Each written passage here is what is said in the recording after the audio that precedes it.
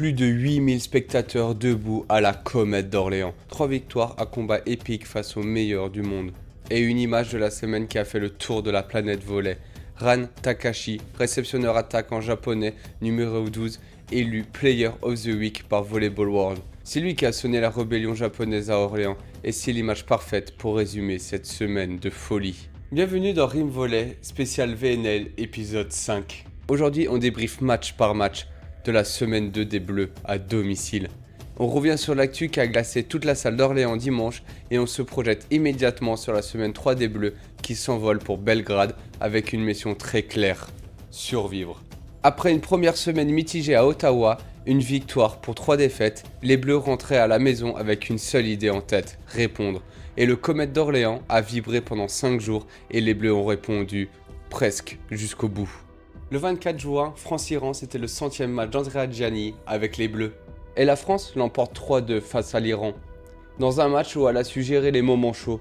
2-7-1, puis l'égalisation à 2-7 partout, puis un tie-break maîtrisé 17-15. Les Bleus ont montré qu'ils savent jouer les ballons importants quand ça brûle. Le 25 juin, France versus Cuba, la France s'est imposée en 5-7 face à une équipe cubaine explosive et imprévisible. Troisième set perdu 25-27 alors que les Bleus étaient en position de force. Mais le tie-break 15-13 leur a souri. 2 victoires en 2 matchs à Orléans, la machine est relancée. Le 27 juin, France contre Serbie. En balayant la Serbie, les doubles champions olympiques se replacent dans la course au Final 8, préservant leur invincibilité face aux adversaires depuis 2021.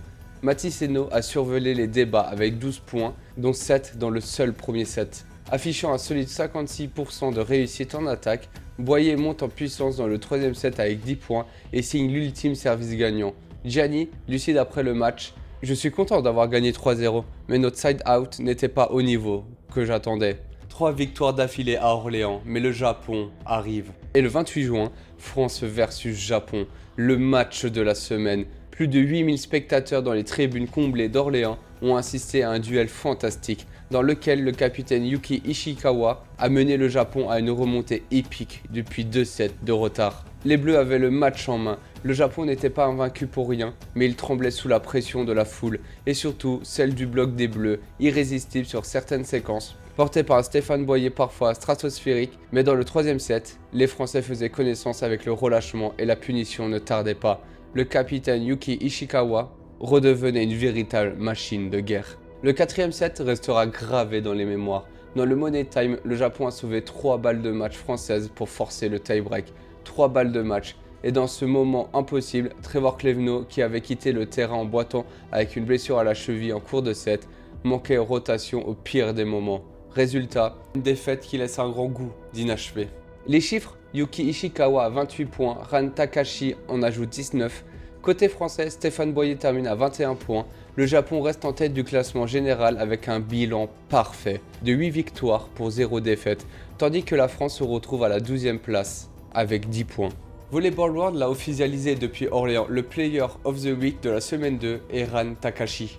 Réceptionneur attaquant du Japon, numéro 12, 19 points dans le match France-Japon dans une salle de 8000 personnes qui vivaient chacun de ses services. C'est lui qui a tenu le cap japonais dans le troisième set quand le Japon était au bord du gouffre.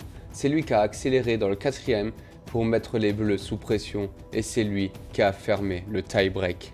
Ce cri, ce point serré, ce dossard 12, c'est l'incarnation parfaite de ce que le Japon a fait à Orléans. Ils ont souffert, ils ont cru perdre, ils ont fini par gagner grâce à des joueurs comme Ran Takashi. Retenez ce nom, on n'a pas fini de le croiser dans cette VNL 2026.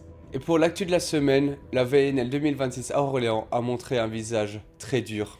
Le dimanche 28 juin, le central cubain Javier Concepcion a été victime d'une blessure terrible en retombant d'une attaque. La salle s'est figée. Le diagnostic officiel de la fédération cubaine est tombé. Le docteur Lénine Hernandez Thomas a confirmé une double fracture du tibia et du péroné de la jambe gauche.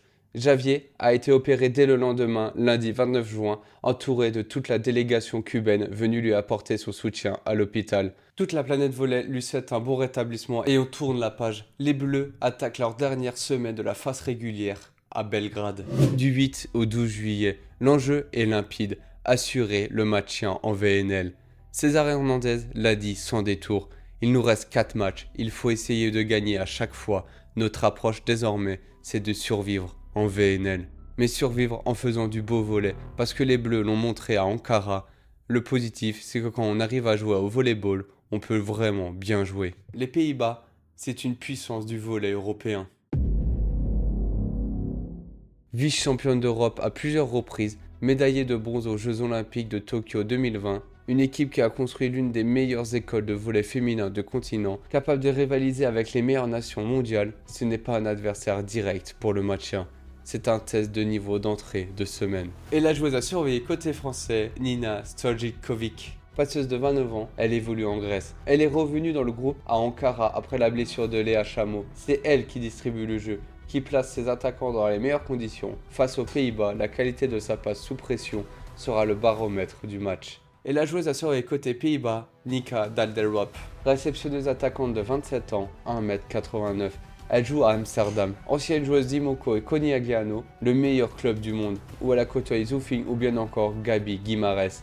Sa frappe est lourde, son service percutant, si la France ne la contrôle pas en réception, ça peut très vite faire des dégâts. La Serbie à domicile à Belgrade, c'est sûrement le match le plus compliqué niveau atmosphère. La Serbie, c'est une institution du volley féminin mondial. Double championne du monde en 2018 et 2022, championne d'Europe en 2011, 2017 et 2019, finaliste olympique à Rio, une nation qui a dominé le volley européen pendant plus d'une décennie, avec une génération absolument exceptionnelle. En 2026, elle traverse une période de reconstruction. Tijana Boskovic est absente de cette VNL, mais à domicile, avec le public de Belgrade derrière elle, elle reste dangereuse et imprévisible.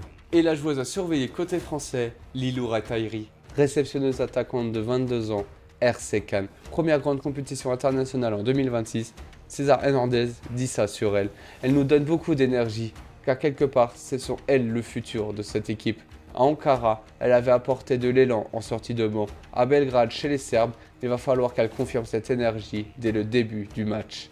Et la joueuse à surveiller côté Serbie, Ena Kurtagic. Centrale de 20 ans, la figure du nouveau projet serbe. Placée au cœur du travail de reconstruction par le sélectionneur Zoran Terzic, à domicile boostée par le public de Belgrade, elle peut complètement changer un match sur son bloc. Le match capital, un match pour le maintien. Face à l'adversaire le plus à notre portée de la semaine, la Bulgarie. C'est une nation avec une histoire riche, triple médaillée aux Jeux Olympiques dans les années 70 et 80, avec un volley féminin qui a longtemps figuré parmi les meilleures sélections du monde. Aujourd'hui, elles cherchent à retrouver leur place dans l'élite mondiale. En 2026, elles sont dans le même combat que les Bleus, et c'est exactement pour ça que ce match est crucial. Et la joueuse à surveiller côté français, Maïva Schalk.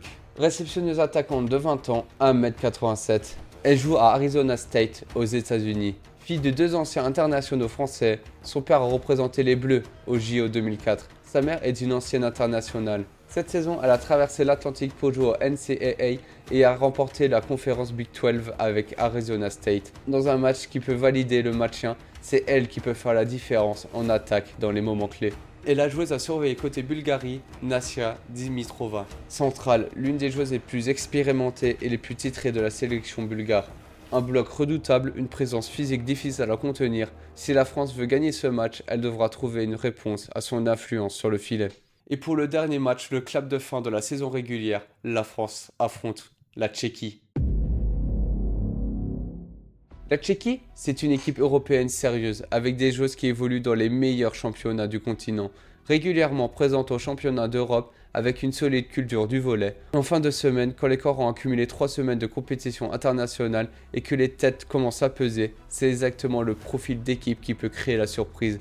Les Bleus ne pourront pas se permettre de relâcher. Et la joueuse à surveiller côté français, Manon Jegui. Libéraux, anciennement à Chamalières, arrivée à Mulhouse pour cette saison, la deuxième libéraux de la sélection derrière Juliette Gélin. Moins exposée médiatiquement, mais tout aussi essentielle dans le dispositif. En fin de phase régulière, avec la fatigue accumulée, son rôle peut devenir décisif. La discrétion n'est pas un manque d'ambition, c'est une posture. Et la joueuse à surveiller côté Tchéquie, Aneta Havlíková. L'une des attaquantes les plus dangereuses de la sélection tchèque. Capable de changer un match sur ses propres épaules, elle sera la menace numéro 1 à neutraliser pour les Bleus dimanche. Orléans a montré un magnifique visage de nos Bleus. Maticeno s'installe, Boyer est là quand il faut, Brizard distribue avec autorité et Clévenot, on espère qu'il sera de retour avant Chicago. Pour les Bleus, Belgrade, c'est maintenant ou jamais. 4 matchs, un objectif, survivre en VNL et prouver que cette génération a sa place dans l'élite mondiale. Et la question de la semaine, est-ce que les Bleus peuvent aller chercher 2 victoires à Belgrade et valider leur maintien? La montée en puissance d'Orléans va-t-elle se confirmer à Chicago? N'hésite pas à marquer ton pronostic en commentaire. Like, partage, abonne-toi pour ne rien louper de cette phase finale de cette VNL 2026. Et nous on se retrouve très vite pour un prochain épisode de Rime Volée.